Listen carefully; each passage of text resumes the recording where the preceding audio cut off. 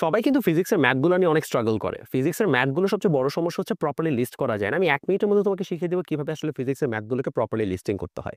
So কিভাবে সোর্সগুলোকে first of all তুমি হচ্ছে সাজিয়ে নিবা। ফার্স্ট অফ অল তুমি ইসাক স্যার এবং তপন স্যারের বইটা নিবা। ১ম ইসাক স্যারের বই থেকে যত উদাহরণের ম্যাথগুলো আছে সেগুলোকে টাইপ ওয়াইজ তুমি সাজানোর চেষ্টা করবা। দেন তপন স্যারের বইটাকে নিয়ে তুমি দেখবে ওখান থেকে কোনো ম্যাথ মিসিং আছে কিনা।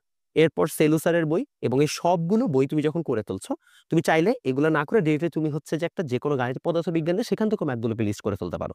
সো টাইপ ওয়াইজ যখন লিস্টিং হয়ে যাবে, এরপর তুমি যাবো কোয়েশ্চেন ব্যাংকে। কোয়েশ্চেন ব্যাংকে যেয়ে দেখবা মেজরিটি অলরেডি তোমার হচ্ছে এখানে করাই আছে। সো যেগুলো একটু ইউনিক মনে হবে সেই কোয়েশ্চেনগুলোকে তুমি এখানে এড করে ফেলবা। এখনকার বর্তমানে দেখা যাচ্ছে যেকোনো বাজারের বইগুলোতে কোয়েশ্চেন ব্যাংকের ম্যাথগুলো অলরেডি ইনক্লুডেড থাকে ইঞ্জিনিয়ারিং। এটার পরে তুমি যেকোনো উৎস উদ্ভাসের কনসেপ্ট বুকগুলা নিয়ে সেখান থেকে ম্যাথগুলোকে ইনক্লুড করতে পারো। তারপরে অনেকে হচ্ছে যে আইআইটি, জেইই এর বইগুলো নিয়ে তারপরে সেখান থেকে আরো ম্যাথগুলোকে বাছাই করে।